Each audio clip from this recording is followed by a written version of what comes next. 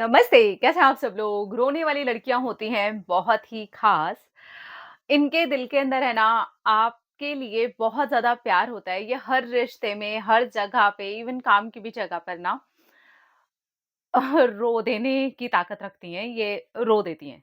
अगर गुस्सा आया तो रो देंगी, अगर बहुत ज़्यादा खुशी का माहौल हुआ तो रो देंगी, बहुत प्यार मिल गया तो रो देंगी, कोई छोड़ देगा तो रो देंगी, हर्ट हो गई तो रो देंगी, ब्रेकअप हो गया तो रो देंगी।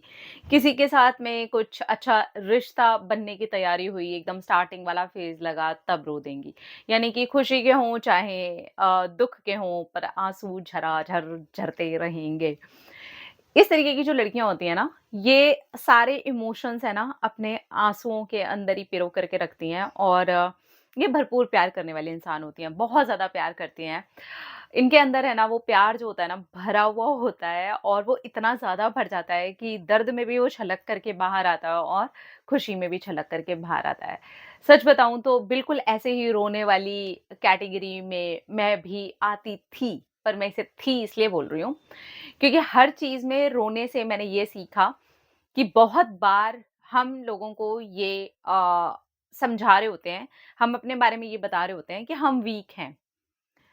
कभी-कभार रोना ठीक है, पर अति किसी भी चीज़ की बुरी होती है। अगर हर चीज़ में हो रहा है ना वो, तो फिर दूसरे लोग हमें उसी चीज़ को जो कि हमारी ब्यूटी है, जो कि हमारी पावर है, जो हमें ये बता रही है कि यही हमारी ख़ासियत है, पर यही हमारी वीकनेस दिखने लगती है दूसरों को। ऐसा लगने लगता है कि अरे! इसकी तो आदत है, अरे! इसका तो काम ही यही है, अरे! फिर से नाटक शुरू हो गया। वो नाटक दिखने लगता है। वो ये नहीं देखा जाता है क्योंकि हमने भी इतना ज़्यादा मल्टीपल टाइम्स कर दिया होता है, हम इतनी ज़्यादा बार उसे दिखा चुके होते हैं। तो येस, ये ख़ासियत को बरकरार रखना चाहिए लेकिन कोशिश करनी चाहिए इसे अपने अंदर बरकरार रखा जाए।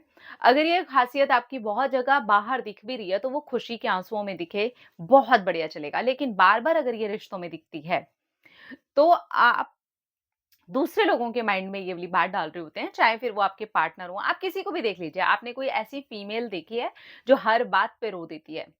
गुस्सा आ रहा है तो रो देगी, अपने हस्बैंड को मनाना है तो रो देगी, पार्टनर को मनाना है तो रो देगी, ब्रेकअप हो गया तो रो देगी, ब्रेकअप में छोटी-छोटी बातें हो गई तो रो देगी, रिलेशनशिप के अंदर छोटी-छोटी कोई-कोई बात हो रही है तो रो देगी, बार-बार वो रो रही है, बार-बार वो रो रही है। तो ये जो नॉर्मल कर देने वाला सिलसिला है, ये बार-बार रो कर के बता रही है। तो ये चीज़ थोड़ी-सी अंदर रखें, अपने आप को थोड़ा-सा इमोशनली स्ट्रॉन्ग बनाएँ। इस ख़ासियत को आप अंदर रखें, जब बहुत ज़्यादा ज़रूरी लगे, जब आपको लगे कि येस ये अब एक्स्ट्रा हो रहा है और ये हमारे हाथ में होता है। अगर मैं ये कर सकती हूँ ना अपने साथ, तो ये वो सारी की सारी फीमेल्स कर सकती हैं, जो ये इतना पैटर्न को दिखा रही हैं। आप हमारे थोड़े पुराने टाइम में चले जाइए, आपने ऐसी बहुत सारी बातें ऐसी लेडीज़ के लिए, ऐसी फीमेल्स के लिए ऑलरेडी सुनी होंगी, अरे यार! काम ही यही है। धीरे-धीरे वो इतना नॉर्मलाइज़ हो गया, जो ख़ासियत थी वो आज नॉर्मल हो चुकी है, कितना नॉर्मल है कि अरे यार ये रो देगी, तो फिर उस ख़ासियत को ख़ास कोई नहीं समझता। अगर आप उसे बहुत ज़रूरी समय पर या आप ये फ़ील करते हैं कि हाँ, आपको फ़ील हो रहा है, आप चुपचाप वहाँ से हट जाइए और अपने आप को उस चीज़ को सँभालने के लिए रेडी कीजिए। मैंने ये बहुत बार मल्टीपल टाइम्स मैंने इसको किया। जब मुझे लगा कि यार हर्ट हो रहा है, अब यहाँ पर क्योंकि बहुत सारे लोग ये सोच सकते हैं या बोल भी सकते हैं, कमेंट भी कर सकते हैं, ऐसे नहीं होता ना, फीलिंग होती है ना, इमोशन होते हैं ना, हम बड़े सेंसिटिव है ना। ये सारी बातों को मैं जानती हूँ।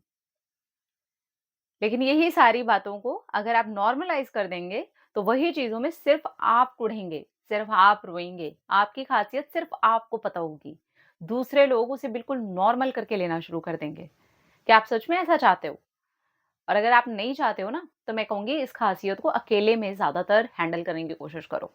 जहाँ बहुत ज़रूरी लगे, वहाँ रो और जहाँ उस इमोशन की ज़रूरत है, जो इमोशन वहाँ पे ज़रूरी है, जो कुछ भी घटना घट रही है, जो भी बात हो रही है, हमेशा रो-रो करके लोगों को बताना, हमेशा रो-रो करके लोगों को ये दिखाना कि देखो यार ये मेरी ख़ासियत है, वो बहुत नॉर्मलाइज़ हो जाएगा। सो बेटर होगा अकेले में जाओ। मैंने ये ऐसे ही किया है, मल्टीपल टाइम्स किया है, हज़ारों बार।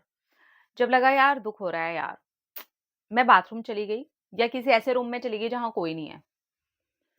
5-10 मिनट शांत रही, डीप ब्रीथिंग की, अपनी आँखों में से आँसू टपक रहे हैं, खुद को देख लिया शीशे में, दूसरों को नहीं दिखाना मुझे। ना, मुझे नहीं दिखाना। नहीं, ये मेरी ख़ासियत है ना, तो जब बहुत कोई ख़ास मौका होगा तब दिखाएँगे।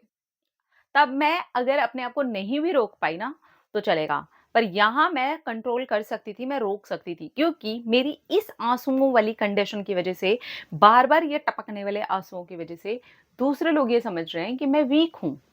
अब ये तो आदत है। अरे, ये तो नाटक ही है। अरे, ये तो जो भी बात हो जाएगी बस रो ही देगी। मुझे नहीं बताना लोगों के सामने ऐसा। ना, मुझे पता है कि कुछ नहीं 90% ऐसी बातें हैं जो मैं खुद से हैंडल कर सकती हूँ और जहाँ 10% में भी मुझे लगता है कि मैं हैंडल कर सकती थी, पर मैंने नहीं की, तो मुझे ये ख़ासियत को अभी भी अपने पास ही रखना है। वो 1% में ही झलकेगी।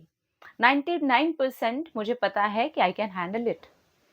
दूसरे लोगों को मुझे आँसुओं को दिखा कर के नाटकबाज़, नौटंकीबाज़ और ये नहीं बनना है, क्योंकि ये मेरी ख़ासियत है और ये ख़ास समय पर अगर छलक गई, तो ये बहुत ख़ास भी रिज़ल्ट लेकर के आ सकती है। लेकिन बॉलीवुड ने इसको ऐसे दिखा रखा है, हमने भी अपने परिवारों में ऐसे देख रखा है, हम खुद को भी बहुत बोलते हैं हम सेंसिटिव हैं, हमारी बात पे रो देते हैं, नहीं, मैं तो बहुत ही ओवर सेंसिटिव हूँ, अरे मैं इमोशनली बहुत वीक हूँ। हम ये कर कर के क्या अपना भला कर रहे हैं? जो हमारी ख़ासियत एक्चुअली ख़ास होनी चाहिए थी, क्या वो ख़ास रह गई? तो ये सचमुच में ख़ास लड़कियों का काम है।